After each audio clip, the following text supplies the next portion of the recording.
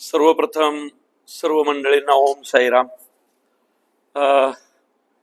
देऊळबंद भाग 2 आता परीक्षा देवाची.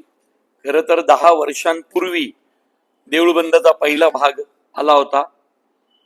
आज 10 वर्षांनी देऊळबंदचा पुढचा भाग येतोय. 10 वर्ष गेली मधी.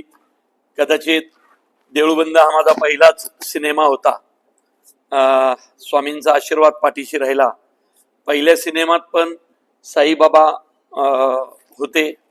एक गाणं सगळ्यात महत्वाचं, देवाविना माणसाची जिंदगानी एकटी, हे बाबांच्या तोंडी आपण दिलं होतं. आज 10 वर्षांनी पुन्हा भाग येतोय.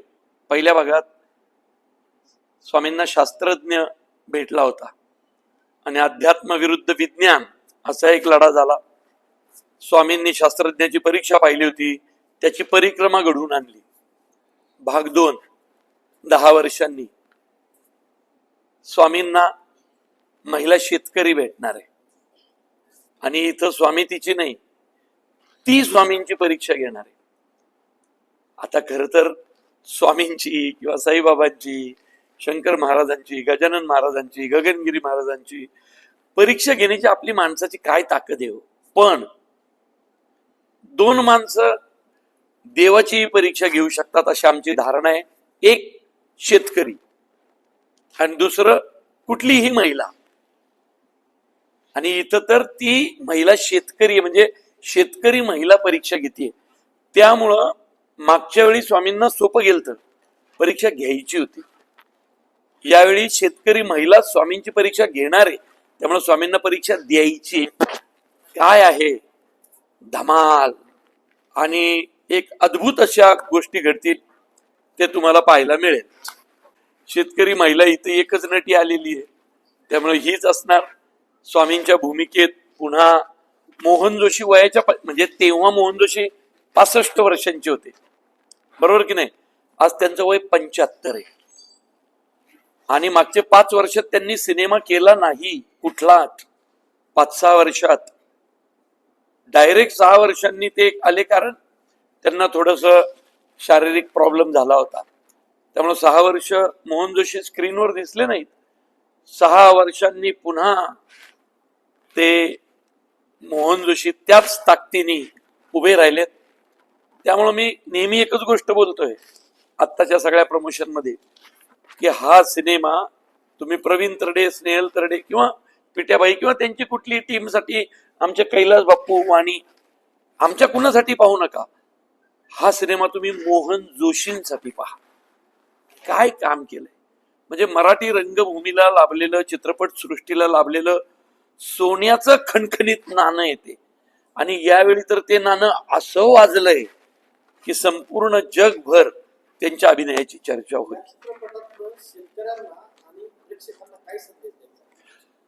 बघा, मुळात सिनेमात शेती, त्याचा बॅकड्रॉप आणि महिला शेतकरी. तुम्ही कुठल्या बाईची आत्महत्या झाली असं ऐकलंय का कधी? बाई का आत्महत्या करेल? ती सृष्टीची निर्माती आहे. तिला तिच्या कुटुंबासाठी जगावंच लागतं. त्यामुळे अशा महिला शेतकऱ्यांनी स्वामींना जाब विचारलाय. त्यामुळे शेतकऱ्यांना एवढंच सांगतो मी, आता साईबाबांच्या दरबारात आहे, माझी अशी धारणा आहे, मागचे 20-25 वर्ष शेतकरी आत्महत्येचा आकडा कमी झालाय असं ऐकलंय का कधी? यंदा होईल.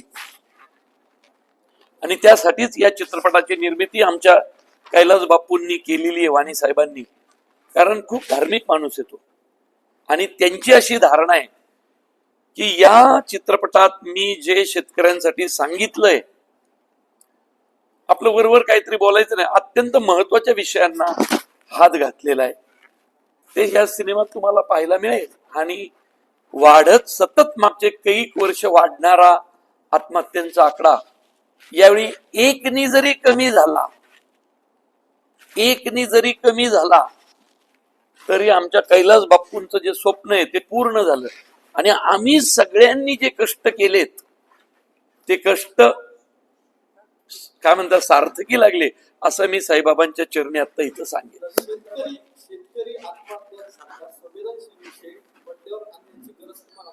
अरे का वाटलं? कारण मी शेतकरी आहे. तुम्ही आजपर्यंत मी एवढे सिनेमे केलेत, कधी ऐकताना ऐकलंय का मी सिनेमावाला आहे बोलताना? किंवा टिपिकल सिनेमावाल्यांसारखं मग मी टीजर लॉन्च 5 स्टार हॉटेलला केला असताना. हा शेतकऱ्यांचा पिक्चर आहे, शेतकऱ्यांच्या पोरांनी केलेला आहे आणि शेतकऱ्यांसाठी केलेला आहे. त्यामुळं याची गरज मला यासाठी वाटली, कारण मी शेतकऱ्याचं पोरग आहे. प्रेक्षकांच्या भेटीला आणि साईबाबाच्या दर्शनाला नवीन चित्रपट ज्यावेळी येतो तर आधी बाबांचं दर्शन घेतात आणि तुमच्या प्रमोशनला लागतात.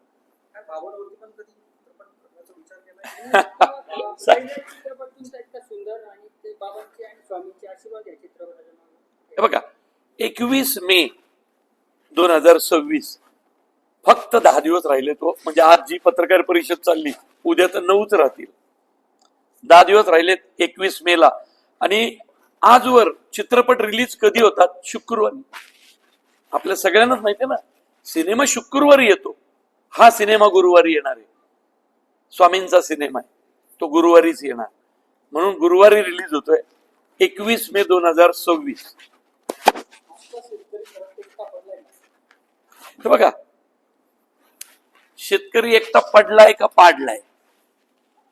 प्रश्न, चर्चा ह्याच्यावर होऊ शकते. जगाचा पोशिंदा एकटा कसा पडेल? जगाचा पोशिंदा आहे ना हा. फक्त काय, सर्कमस्टन्सेस, परिस्थिती बदलत गेली, त्या परिस्थितीनुसार शेतकऱ्यांनी पण बदललं पाहिजे. सिनेमा हे सांगतं. आत्महत्या हे सोल्युशन कसं असेल? आत्महत्या करून कुठल्याच शेतकऱ्याचा प्रश्न आजवर सुटला नाहीये. आत्महत्या इतक्या होत आहेत. म्हणून हमी भाव मिळाला का त्याला पाहिजे त्या भावांना? म्हणून बोगस बी बियाणं थांबलं का? दुबार पेरणी तिबार पेरणी बंद झाली का?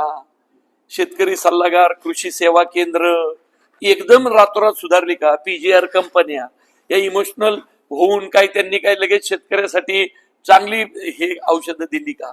तात्पर्य का, मी आता जे शब्द उच्चारले ते पण कित्येक जणांना माहीत नसतील, पण या चित्रपटातून सगळ्या जगाला कळेल. शहरी भागातील जे मुलं आहेत त्यांना काय संदेश बघण्याचा देणार? का बघावं आपल्याला? हा ग्रामीण भागात एक मूवी आहे. बघा, मी कुठं म्हटलं हा ग्रामीण भागातला मूवी?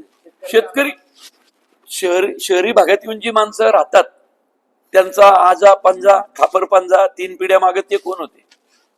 आज शहरांमध्ये मोठमोठे बंगले घेऊन राहणारे त्यांच्या 3 पिढ्या मागे ते कोण होते?